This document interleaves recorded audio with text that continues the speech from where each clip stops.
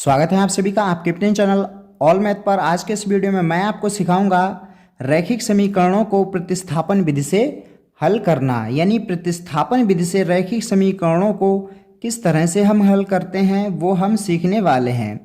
तो प्रतिस्थापन विधि से हल करने के लिए मैंने यहाँ पे दो रैखिक समीकरण ले लिए हैं, जिसमें पहला हमारा थोड़ा सा सरल है और उसके बाद में दूसरा वाला जो है वो हमारा थोड़ा सा कठिन है। तो आपको अगर इस तरह के क्वेश्चन सॉल्व करना नहीं आ रहे हैं तो आप इस वीडियो को देखने के बाद अच्छी तरह से हल करना सीख जाएंगे।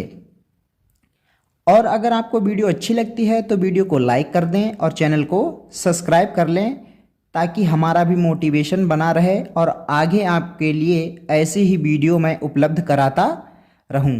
तो चलिए वीडियो को शुरू करते हैं, कर लेते हैं यहाँ पे हम पहला सवाल सॉल्व। तो हमारा पहला सवाल में समीकरण क्या क्या दिए हैं, 2x + 3y = 18, और दूसरा हमारा समीकरण क्या दिया है, x - 2y = 2।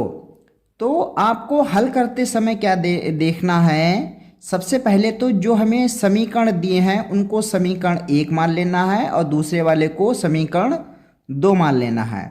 ठीक है, तो यहाँ पे हम क्या करेंगे, पहले वाले को समीकरण 1 मान लेते हैं और दूसरे वाले को समीकरण 2 मान लेते हैं।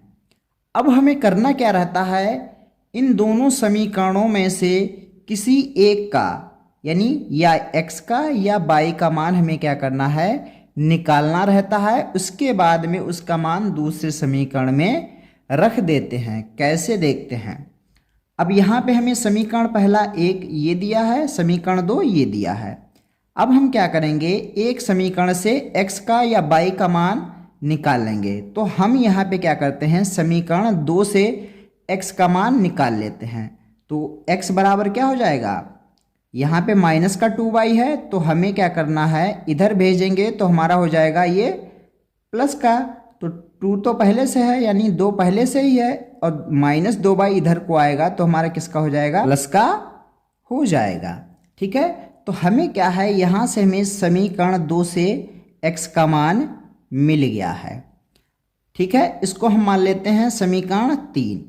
अब क्या करते हैं, इस x का मान हमने समीकरण 2 से निकाला है तो हम क्या करेंगे, x के मान को समीकरण 1 में रख देंगे। देखते हैं कैसे। यहाँ पे क्या करेंगे, समीकरण 3 से x का मान समीकरण 1 में रखने पर हम क्या करेंगे, यहाँ पे समीकरण 3 से x का मान कहाँ रख देंगे, समीकरण 1 में रख देंगे। तो समीकरण 2 क्या है, 2x है, तो यहाँ पे x का मान रख देंगे। कितना है x का मान, 2 + 2y, यही तो है, प्लस 3y = 18। इतना क्लियर है। हमने क्या किया, समीकरण 3 से x का मान उठा करके समीकरण 1 में रख दिया है। अब इसको कर लेते हैं हल। कैसे कर लेते हैं, 2 के अंदर पहले, इसमें ब्रैकेट के अंदर है तो सबसे पहले इसकी गुणा कर लेते हैं 2 की।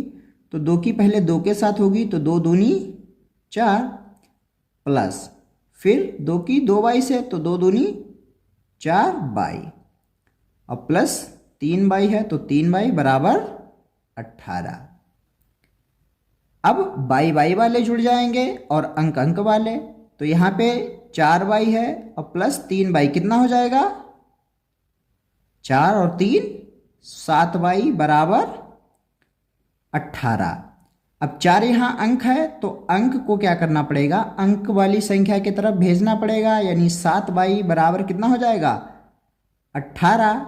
और यहाँ ये प्लस का है तो इधर जाएगा, किसका हो जाएगा, माइनस का हो जाएगा। तो 7y = कितना हो जाएगा, 18 में से जब 4 चला जाएगा तो हमारा बचेगा कितना, 14। अब y का मान निकालना है तो y = कितना हो जाएगा, 14, और ये गुणा में थी 7 तो हमारी नीचे आ जाएगी। इतना क्लियर है। अब 7 से 14 कट जाएगा, 7 × 1 = 7, 7 दूनी 14, यानी बाई बराबर हमारा कितना आ जाएगा यहाँ पे, बाई बराबर हमारा आ जाएगा यहाँ पे 2। अब इस 2 का मान यानी बाई का मान हम क्या करेंगे, किसी भी समीकरण में रख देंगे, चाहे समीकरण 1 में रख देंगे, चाहे 2 में, चाहे 3 में। तो हम रख देते हैं यहाँ पे समीकरण 3 में मान, ठीक है। तो समीकरण 3 हमारा क्या है, समीकरण 3 क्या है, x बराबर 2 प्लस 2y। अब यहाँ पे हम क्या करेंगे, y का मान रख देंगे, तो 2 प्लस 2, और y का मान कितना आया है, यहाँ पे आया है 2। अब कर लेते हैं इसको हल, तो x बराबर 2 प्लस 2 और 2 की गुणा 4, और x बराबर कितना हो जाएगा 4 और 2 कितना हो जाएगा 6, यानी x का मान हमारा कितना आ जाएगा 6 आ जाएगा, और y का मान हमारा कितना आ जाएगा 2। तो x बराबर 6 आ गया और y बराबर हमारा कितना आ गया 2 आ गया।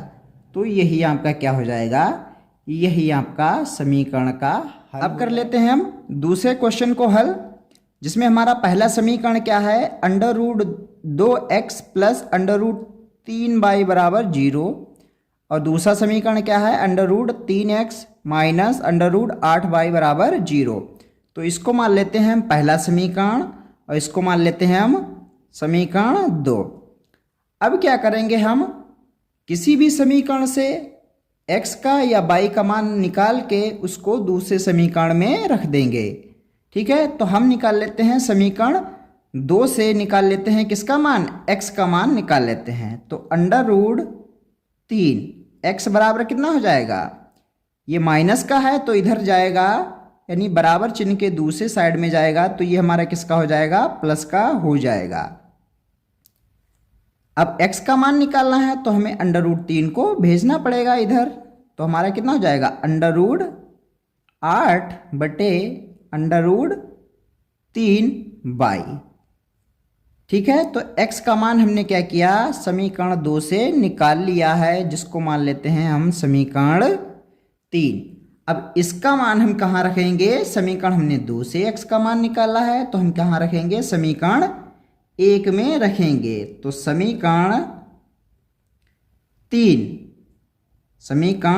3 से x का मान समीकरण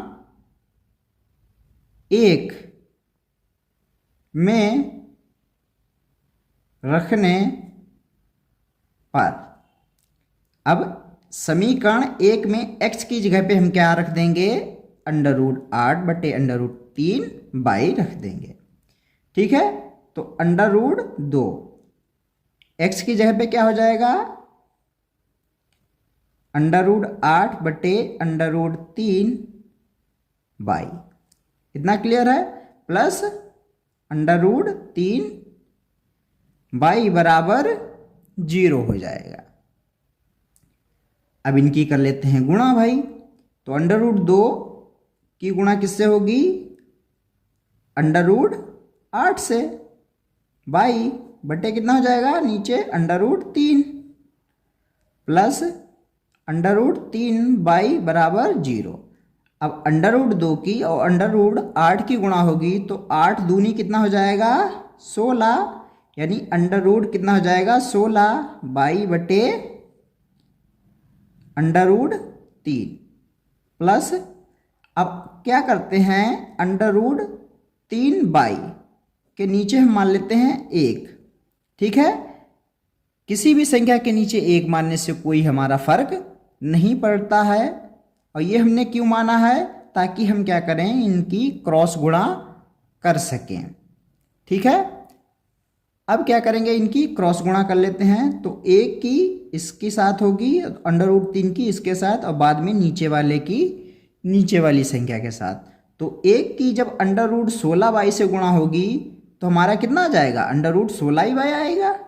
तो अंडर रूट 16y प्लस है, प्लस लगा दिया, अंडर रूट 3 और अंडर रूट 3y की हो जाएगी, अंडर रूट 3 और अंडर रूट 3y की हो जाएगी, बटा नीचे नीचे वाले उस संख्याओं की हो जाएगी। तो अंडर रूट 3 की गुणा 1 से होगी, तो कितना आ जाएगा, अंडर रूट 3 ही तो आएगा, बराबर 0।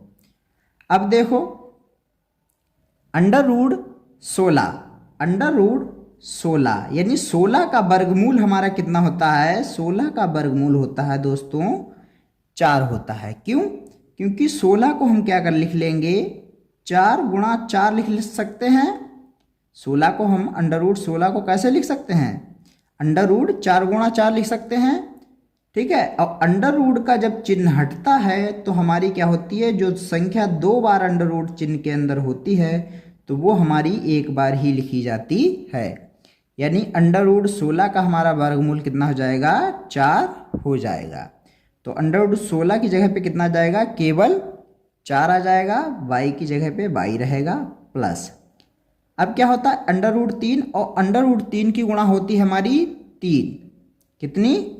3। जब दो अंडर रूट वाली समान संख्याओं की गुणा होती है, यानी जब दो अंडर रूट वाली समान संख्याएं हो तो वो क्या होती हैं? एक बार ही लिखी जाती है। ठीक है। यानी अंडर रूट 3 और अंडर रूट 3 की गुणा 3 आ जाएगी, y का y बटे अंडर रूट 3 बराबर 0।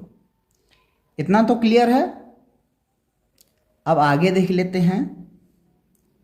अब 4y प्लस 3y। अब अंडर रूट 3 को इधर भेजना पड़ेगा तो अंडर रूट 3 की गुणा जब 0 से होगी तो हमारा 0 ही आ जाएगा, क्योंकि 0 की गुणा किसी से भी करोगे तो हमारा कितना जाएगा? 0 ही आएगा। या चाहे तो हम लिख भी सकते हैं अंडर रूट 3 की गुणा किससे होगी? 0 से। तो हमारा 4y प्लस 3y कितना हो गया? 7y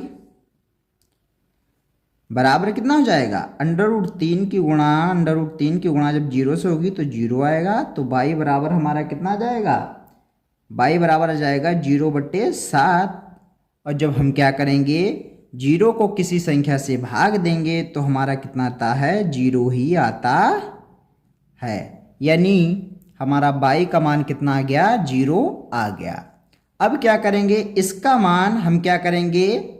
समीकरण 3 में रखेंगे। किस में रखेंगे? y का मान समीकरण 3 में रखेंगे। और समीकरण 3 हमारी क्या थी? समीकरण 3 थी x बराबर अंडर रूट 8 बटे अंडर रूट 3y। तो x बराबर कितना हो जाएगा? अंडर रूट 8 बटे अंडर रूट 3 और y का मान हमारा आया है 0। तो x बराबर कितना हो जाएगा? जब किसी संख्या की 0 से गुणा होती है तो वो हमारा क्या आता है? 0 ही आता है। तो x का भी मान 0 आ गया और y का भी मान 0 आ गया। यानी x बराबर 0 और y बराबर 0। तो यही आपका आंसर हो जाएगा। तो आई होप आपको वीडियो अच्छी लगी होगी। अगर आपको वीडियो अच्छी लगी है तो ही चैनल को सब्सक्राइब करें और वीडियो को लाइक करें। Thank you.